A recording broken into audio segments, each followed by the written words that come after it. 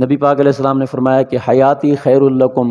وفاتی خیر لکم، میرا زندہ رہنا تمہارے درمیان اس دنیا میں، میری زندگی بھی تمہارے لیے بہتر ہے اور میری وفات بھی تمہارے لیے بہتر ہے۔ اس جملے پر حضور کے صحابہ کو تعجب ہوا اور پوچھا کہ یا رسول اللہ صلی اللہ علیہ وسلم،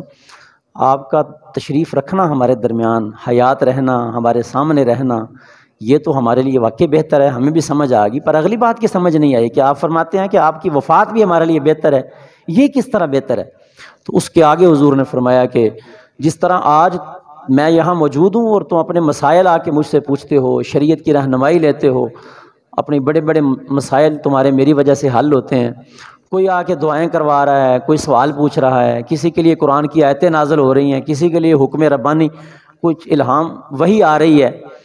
فرمایا جس طرح آج یہ صورتحال ہے نا، اسی طرح میرے روزے قبر کے اندر بھی اسی طرح صورتحال جاری رہے گی۔ حضور وہ کیسے؟ تو مسند احمد کی حدیث کے جو یہ آخری الفاظ ہیں، کیونکہ عام طور پر یہ نہیں سننے کو ملتے، تو اس لیے حدیث مکمل اس طرح ہے کہ حضور نے فرمایا روزے میں اس طرح ہوگا، قبر انور میں اس طرح ہوگا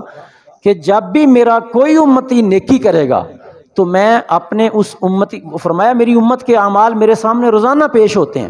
روزانہ پوری امت کے اعمال میرے سامنے پیش کیے جاتے ہیں کہ آج کس امتی نے کیا نیکی کی ہے۔ اور فرمایا جب کوئی نیکی کرتا ہے میں اس کی نیکی دیکھوں گا اپنی قبر انور میں، تو فرمایا میں اس کی نیکی دیکھ کر اپنے رب کا شکر ادا کروں گا اور اس کے لیے دعا کروں گا، کہوں گا یا اللہ تیرا شکر ہے کہ تو نے میرے امتی کو نیکی کرنے کی توفیق عطا فرمائی ہے۔ اور پھر فرمایا کہ میں اگر کسی امتی سے کوئی غلطی ہو جائے، کوئی گناہ ہو جائے، تو ظاہر ہے وہ گناہ بھی پیش کیا جائے گا۔ آقا فرماتے ہیں جب اس کا میں گناہ دیکھوں گا تو میں اپنی قبر انور کے اندر بھی اس کے لیے بخشش کی دعا مانگوں گا کہ یا اللہ میرے امتی سے غلطی ہوگی، اس کو معاف کر دے۔ یہ مسند احمد میں وہ حدیث ہے پوری۔ اس حدیث کی تقویت یعنی اس کا جو مفہوم ہے،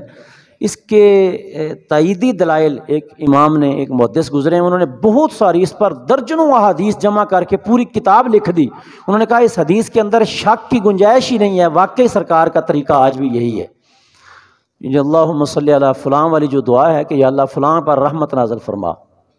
یعنی جو زکوٰۃ لے کے آتا تو سرکار کریم علیہ السلام اس کا مال جمع کر کے پھر فرماتے اللہم صلی علی فلاں، یا اللہ اس کا نام لیتے، فلاں کا مطلب آگے اس کا نام مینشن کر دیتے دعا کے اندر کہ یا اللہ فلاں کو فلاں پر اپنی رحمت نازل فرما کہ اس نے تیرا حکم مانا ہے اور زکوٰۃ لے کے آیا۔ تو آج بھی ایسا ہی ہے، اور جن لوگوں نے اس پر عمل کیا ہے، جن کا اس پر واقعی اس لیے عمل ہے کیونکہ اللہ کا حکم ہے، زکوٰۃ فرض ہے، شریعت اسلامیہ کا ایک اہم ترین رکن ہے، اس کے بغیر بندے کی احادیث میں ہے کہ نماز قبول نہیں ہوتی۔